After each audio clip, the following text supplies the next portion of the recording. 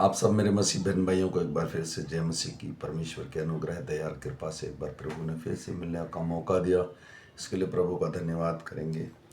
मैं basic Bible पढ़ता हूँ। तो आज तारीख है 11/5/2025 और हम शाम का वचन पढ़ेंगे। हम पढ़ेंगे दूसरे राजा की पुस्तक में से 13 और 14 अध्याय। इसके पढ़े और सुने जाने पर प्रभु की आशीष हो। अजया के पुत्र यहूदा के राजा योआश के 23वें वर्ष में येहू का पुत्र योआहाज शेमरोन में इज़राइल पर राज्य करने लगा और 17 वर्ष तक राज्य करता रहा। उसने वह किया जो यहोवा की दृष्टि में बुरा था, अर्थात नाबात के पुत्र यारोबाम जिसने इज़राइल से पाप कराया था, उसके पापों के अनुसार वह करता रहा और उनको छोड़ न दिया। इसलिए यहोवा का क्रोध इज़राइलियों के विरुद्ध भड़क उठा और उसने उनको आराम के राजा हजाएल और उसके पुत्र बेन्हदद के अधीन कर दिया। तब योआहाज यहोवा के सामने गिड़गिड़ाया और यहोवा ने उसकी सुन ली, क्योंकि उसने इज़राइल पर अंधेर देखा कि आराम का राजा उन पर कैसे अंधेर करता था। इसलिए यहोवा ने इज़राइल को एक छुड़ाने वाला दिया। वे आराम के वश से छूट गए और इज़राइली पिछले दिनों के समान फिर अपने डेरे में रहने लगे। तो भी वे ऐसे पापों से न फिरे जैसे यारोबाम के घराने ने किया और उसके अनुसार उसने इज़राइल से पाप कराए थे, परंतु उसमें चलते रहे। और शेमरोन में आशोरा भी खड़ी रही। आराम के राजा ने योआज की सेना में से केवल 50 सवार, 10 रथ और 10,000 प्यादे छोड़ दिए थे, क्योंकि उसने उनको नष्ट किया और रौंद रौंद कर धूल में मिला दिया था। योआज के सब काम जो उसने किए, उसकी वीरता और सब क्या इज़राइल के राजाओं की इतिहास की पुस्तक में नहीं लिखे हैं। अंततः योआहाज अपने पुरखाओं के संग सो गया और शेमरोन में उसे मिट्टी दी गई और उसका पुत्र योआश उसके स्थान पर राज्य करने लगा। यहूदा के राजा योआश के राज्य में 37वें वर्ष में योआज का पुत्र योआश शेमरोन में इज़राइल पर राज्य करने लगा और 16 वर्ष तक राज्य करता रहा। और उसने वह किया जो यहोवा की दृष्टि में बुरा था, अर्थात नाबात का पुत्र यारोबाम जिसने इज़राइल में पाप कराया था, उसके पापों के अनुसार वह करता रहा और उससे अलग ना हुआ। योआश के और सब कामों जो उसने किए, जिस वीरता से वह यहूदा के राजा अमासायाह से लड़ा, और वह सब क्या इज़राइल के राजाओं की पुस्तक में नहीं लिखे हैं। अंत में योआश अपने पुरखाओं के संग सो गया और यारोबाम उसकी गद्दी पर विराजमान हुआ। और योआश को शेमरोन में इज़राइल के राजाओं के बीच मिट्टी दी गई। एलीशा को वह रोग लग गया जिसे वह मृत्यु होने पर थी। तब इज़राइल का राजा योआश उसके पास गया और उसके ऊपर रोकर कहने लगा, हाय मेरे पिता, हाय मेरे पिता, हाय इज़राइल के रथ और सवारों। एलीशा ने उससे कहा, धनुष और तीर ले आ। वह उसके पास धनुष और तीर ले आया। तब उसने इज़राइल के राजा से कहा, धनुष पर अपना हाथ लगा। जब उसने उस पर हाथ लगाया, तब एलीशा ने अपने हाथ राजा के हाथ पर रख दिया। तब उसने कहा, पूरब की खिड़की खोल। जब उसने उसे खोल दिया, तब एलीशा ने कहा, तीर छोड़ दे। उसने तीर छोड़ा। एलीशा ने कहा, यह तीर यहोवा की ओर से छुटकारे अर्थात आराम से छुटकारे का चिन्ह है, इसलिए तू अपेक में आराम को यहाँ तक मार लेगा कि उसका अंत कर डालेगा। फिर उसने कहा, तीरों को ले। और जब उसने उन्हें लिया, तब उसने इज़राइल के राजा से कहा, भूमि पर मार। तब वह 3 बार मार कर ठहर गया। उससे परमेश्वर के जन ने उस पर क्रोधित होकर कहा, तुझे तो 5-6 बार मारना चाहिए था। ऐसा करने से तू आराम को यहाँ तक मारता कि उसका अंत कर डालता, परंतु अब तो उन्हें 3 बार ही मारेगा। तब एलीशा मर गया और उसे मिट्टी दी गई। प्रतिवर्ष वसंत ऋतु में मोआब के दल देश में आक्रमण करते थे। लोग किसी मनुष्य को मिट्टी दे रहे थे कि एक दल उन्हें दिखाई पड़ा। तब उन्होंने उस शव को एलीशा की कब्र में डाल दिया और एलीशा की हड्डियों से छूते ही वह जी उठा और अपने पाँव के बल खड़ा हो गया। योआज के जीवन भर आराम का राजा हजाएल इज़राइल पर अंधेर ही करता रहा, परंतु यहोवा ने उन पर अनुग्रह किया और उन पर दया करके अपनी उस वाचा के कारण जो उसने अब्राहम, इसहाक और याकूब से बांधी थी, उन पर कृपा दृष्टि की और न तो उन्हें नष्ट किया और ना अपने सामने से निकाल दिया। तब आराम का राजा हजाएल मर गया और उसके पुत्र बेहनदद उसके स्थान पर राजा बन गया। तब योआज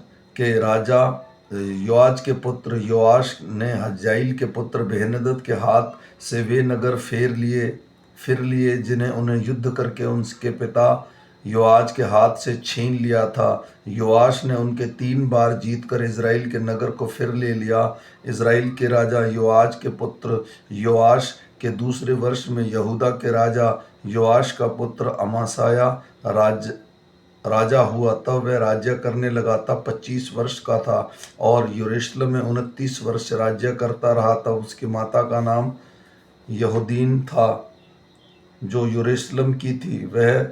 उसने वह किया जो यहोवा की दृष्टि में ठीक था, तो भी उसने मूल पुरुष दाऊद के समान ना किया। उसने ठीक अपने पिता योआस के से काम किए। उसके दिनों में ऊंचे स्थान गिराए न गए, लोग तब भी उन पर बलि चढ़ाते और धूप जलाते रहे। तब राज्य उसके हाथ में स्थिर हो गया। तब उसने अपने उन कर्मचारियों को मृत्यु दंड दिया जिन्होंने उसके पिता राजा को मार डाला था, परंतु उन खूनियों के बच्चों को उसने ना मार डाला, क्योंकि यहोवा की यह आज्ञा मूसा की व्यवस्था की पुस्तक में लिखी थी कि पुत्र के कारण पिता ना मार डाला जाए और पिता के कारण पुत्र ना मार डाला जाए। जिसने पाप किया हो वही पाप के कारण मार डाला जाए। उसी अमासाया ने नमक की तराई में 10,000 एदोमी पुरुष मार डाले और सेला नगर से युद्ध करके उसे ले लिया और उसका नाम योक्तेल रखा और यह नाम आज तक चलता है। तब अमास्याह ने इज़राइल के राजा योआश के पास, जो येहू का पोता और यहोआज का पुत्र था, दूतों से यह कहलवा भेजा, आ हम एक दूसरे का सामना करें। इज़राइल के राजा योआश ने यहूदा के राजा अमस्याह के पास यूं कहलावा भेजा, लबानोन पर की एक झड़बेरी ने लबानोन में से एक देवदारू के पास कहलावा भेजा, अपनी बेटी की मेरे बेटे से विवाह कर दे। इतने में लबानोन में से एक वन पशु पास ले चला गया और उस झाड़बेरी को रौंद डाला। तूने एदोमियों को जीता है, इसलिए तो फूल उठा है, उस पर बढ़ाई मारता हुआ घर में रह जा। तू अपनी हानि के लिए क्यों हाथ उठाता है, जिससे तू क्या वरन यहूदा भी नीचा देखेंगे। परंतु अमासाया ना माना। तब इज़राइल के राजा योआश ने चढ़ाई की और उसने यहूदा के राजा अमासाया ने यहूदा देश में बेतशेमेश में एक दूसरे का सामना किया। तब यहूदा इज़राइल से हार गया और एक एक अपने अपने डेरे को भाग गए। तब इज़राइल के राजा योआश ने यहूदा के राजा अमासाया को, जो अजया का पोता और योआश का पुत्र था, बेत मेशेश में पकड़ लिया और यरूशलेम को गया और एप्रैमी फाटक से कोने वाले फाटक तक 400 हाथ यरूशलेम की शहरपनाह गिरा दी और जितना सोना चांदी और जितने पात्र यहोवा के भवन में और राजभवन के भंडारों में मिले, उन सभी को बंधकों लोगों को लेकर वह शेमरोन को लौट गया। योआश के और काम जो उसने किए, उसकी वीरता और उसके किसी रीति यहूदा के राजा अमासाया के युद्ध किया, यह सब क्या इज़राइल के राजाओं की पुस्तक में नहीं लिखा है। अंत में योआश अपने पुरखाओं के संग सो गया और उसे इज़राइल के राजाओं के बीच शेमरोन में मिट्टी दी गई और उसका पुत्र यरोबाम उसके स्थान पर राज्य करने लगा। योआज के पुत्र इज़राइल के राजा योआश के मरने के बाद योआश का पुत्र यहूदा का राजा अमास्याह 15 वर्ष जीवित रहा। अमास्याह के और काम उसके यहूदा के राजाओं की इतिहास की पुस्तक में नहीं लिखे हैं। जब यरूशलेम के विरुद्ध राजद्रोह की गोष्ठी की गई, तब वह लकीश को भाग गया। अंत उन्हें लकीश तक उसका पीछा करके उसे वहां मार डाला। तब वह घोड़ों पर रखकर यरूशलेम में पहुंचाया गया और वहां उसके पुरखाओं के बीच में उसको दाऊद पर में मिट्टी दी गई। तब सारी यहूदी प्रजा ने अजर्याह को लेकर, जो 16 वर्ष का था, उसके पिता अमासाया के स्थान पर राजा नियुक्त कर दिया।